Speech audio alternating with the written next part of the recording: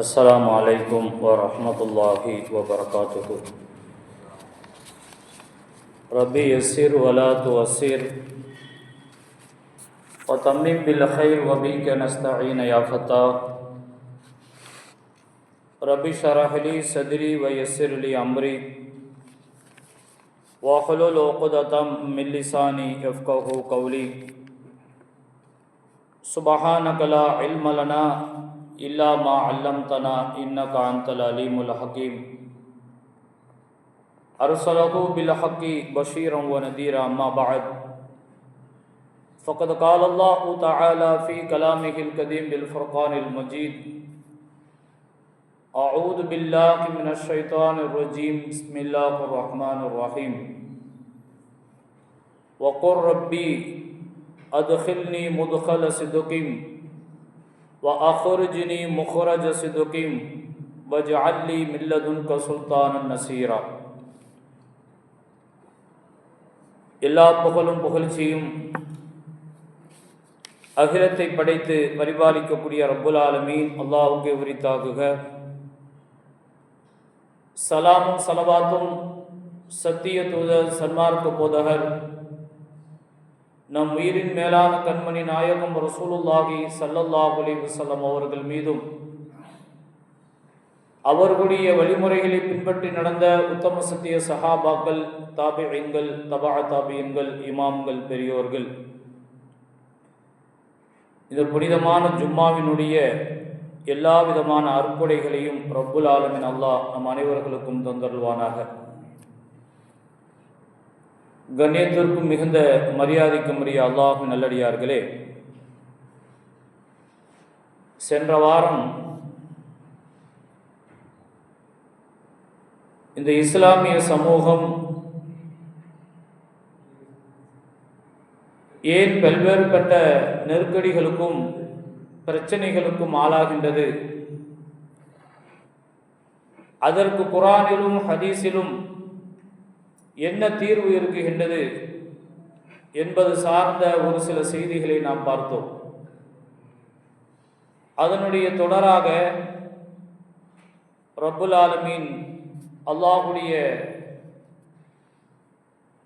போதனைகளையும் பெருமானாருடைய வழிகாட்டுதலையும் நாம் பார்க்க இருக்கின்றோம்.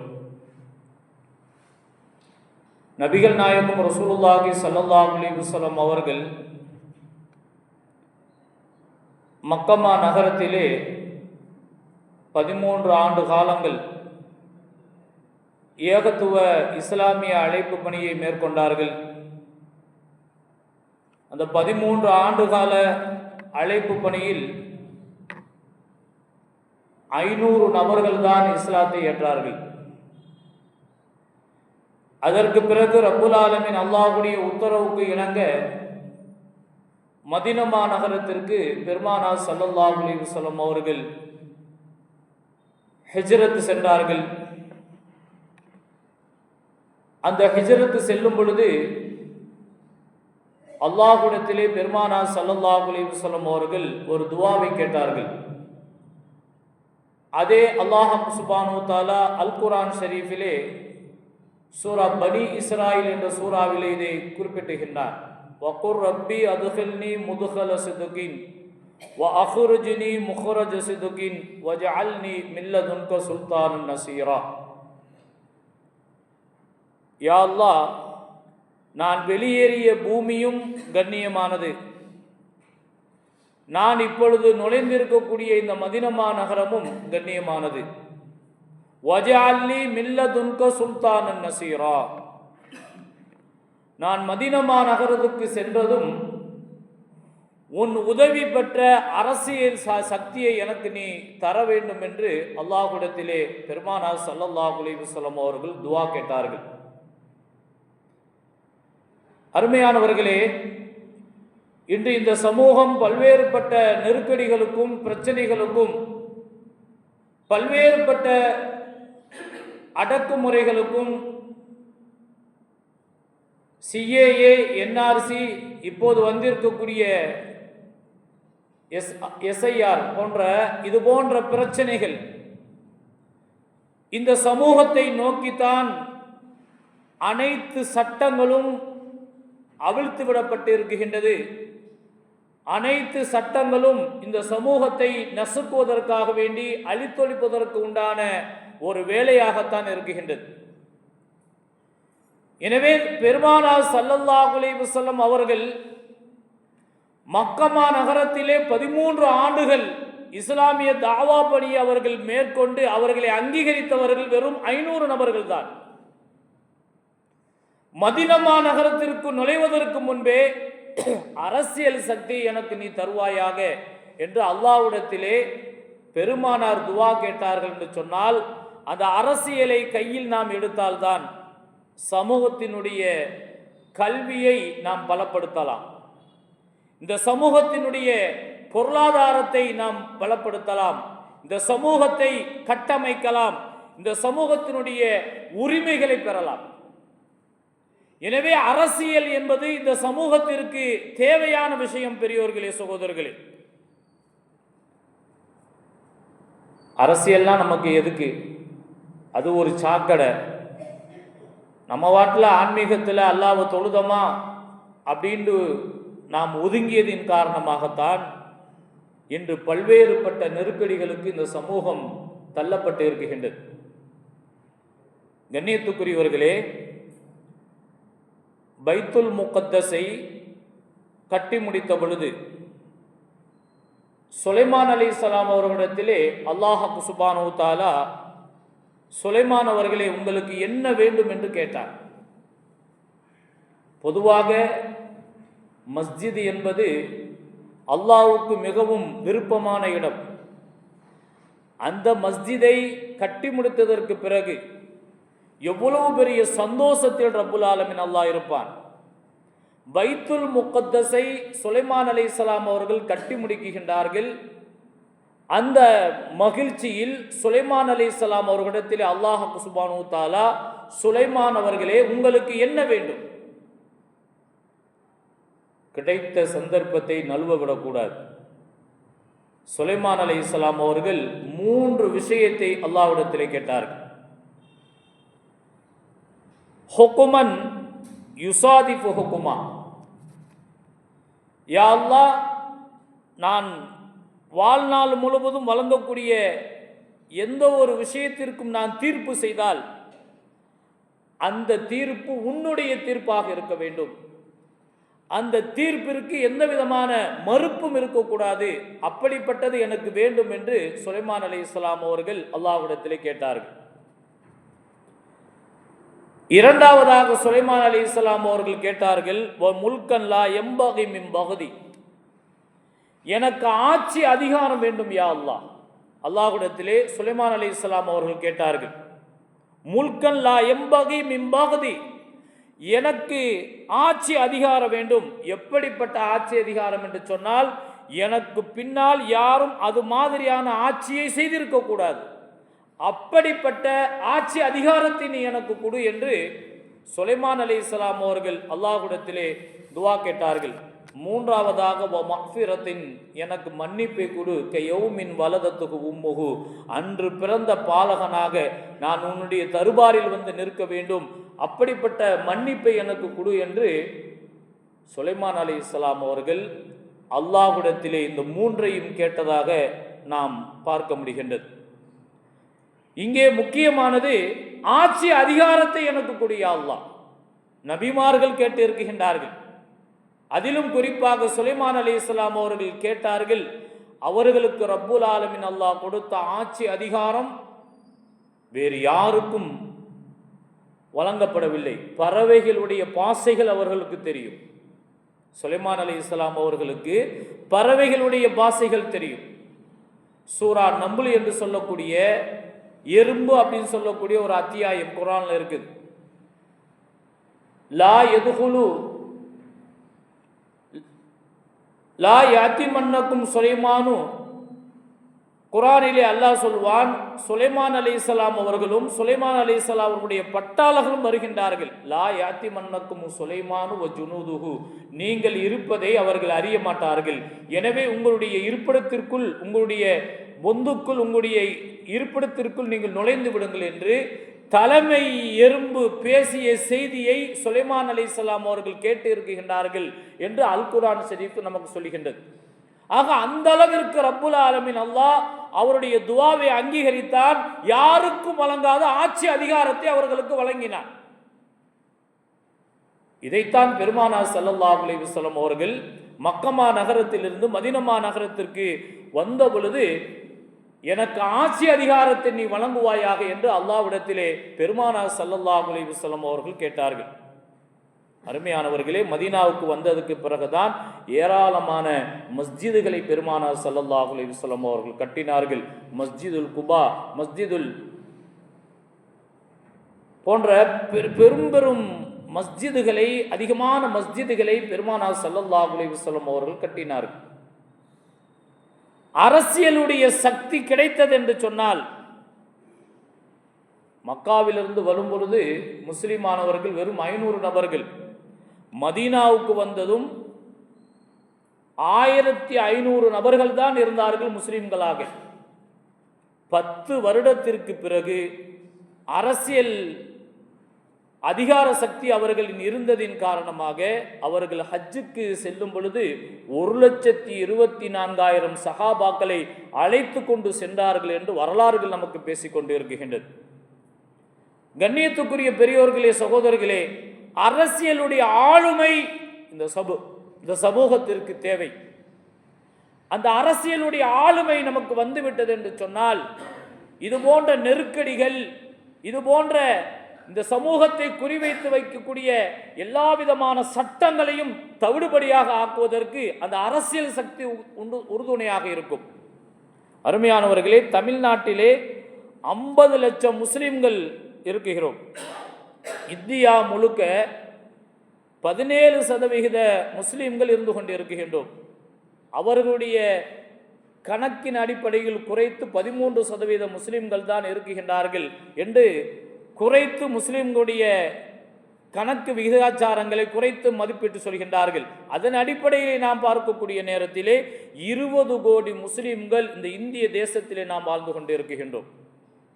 அருமையான பெரியோர்களே, சகோதரர்களே, துபாயில் ஒரு நிறுவனம் ஒரு ஆய்வு ஒன்று நடத்தியது. இந்த உலகம் முழுக்க எத்தனை மஸ்ஜிதுகள் இருக்குகின்றது என்று ஒரு ஆய்வை எடுத்தது.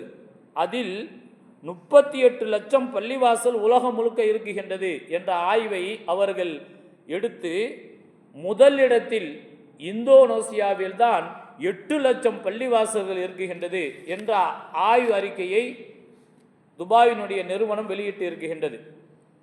அதற்கு அடுத்தபடியாக 2வது இடத்தில் இந்திய தேசத்தில் தான் 3 லட்சம் பள்ளிவாசல்கள் இந்த இந்திய தேசத்தில் இருக்குகின்றது என்ற ஆய்வையும் சொல்லுகின்றது. அருமையானவர்களே, 3 லட்சம் பள்ளிவாசல்கள் இருக்குகின்றது என்று சொன்னால் வாழக்கூடிய முஸ்லிம்களுடைய எண்ணிக்கை எவ்வளவு இருக்கும்? ஆனால் நம்முடைய மக்கள் தொகை கணக்கெடுப்பின் அடிப்படையில் குறைத்து அவர்கள் 13%, 20 கோடி முஸ்லிம்கள் என்ற ஒரு குறைந்த மதிப்பீடுகள் தான் வைத்திருக்கின்றார்கள். அருமையானவர்களே, நம்முடைய பார்வையில் உத்தரப்பிரதேசம், இந்த பாபர் மஸ்ஜித் இடிக்கப்பட்ட நிகழ்வுகள் தான் நமக்கு தெரியும். கிட்டத்தட்ட உத்தரப்பிரதேசத்தில் மட்டும் 3000 பள்ளிவாசல்கள் இடிக்கப்பட்டு இருக்குகின்றது. 3000 பள்ளிவாசல்கள் இடிக்கப்பட்டு இருக்குகின்றது.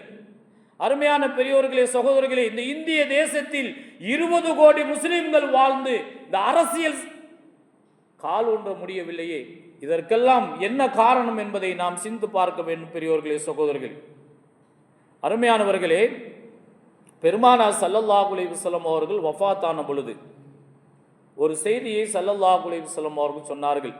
மன் தரக்க மாலன் ஃபலி வரசத்தி, ஒருவர் வாரிசு சொத்தை விட்டு சென்றால் அந்த வாரிசு சொத்தை அவருடைய குடும்பத்திற்காக வேண்டி கொடுங்கள் என்று பெருமானார் ஸல்லல்லாஹு அலைஹி வஸல்லம் அவர்கள் சொன்னார்கள்.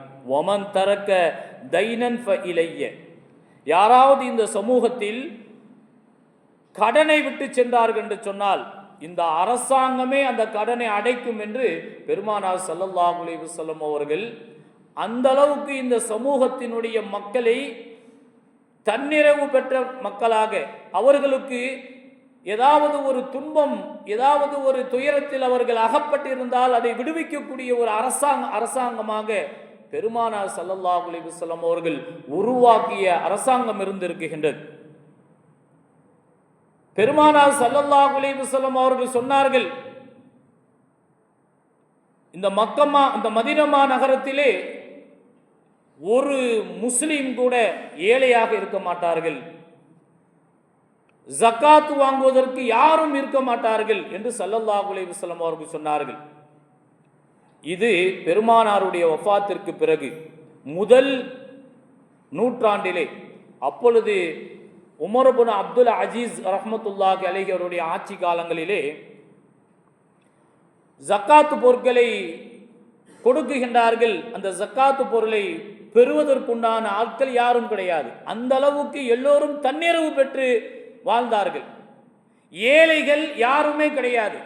பெருமானார் ஸல்லல்லாஹு அலைஹி வஸல்லம் அவர்கள் அன்று சொன்ன வார்த்தை உமர் இப்னு அப்துல் அஜீஸ் ரஹ்மத்துல்லாஹி அலைஹி அவருடைய ஆட்சி காலத்தில் அது பிரதிபலித்தது. பெரியோர்களே, சகோதரர்களே, ஜக்காத்து பணத்தின் மூலமாக தானியங்களை வாங்கி மலை மேடுகளிலே பரப்பி விடுங்கள்.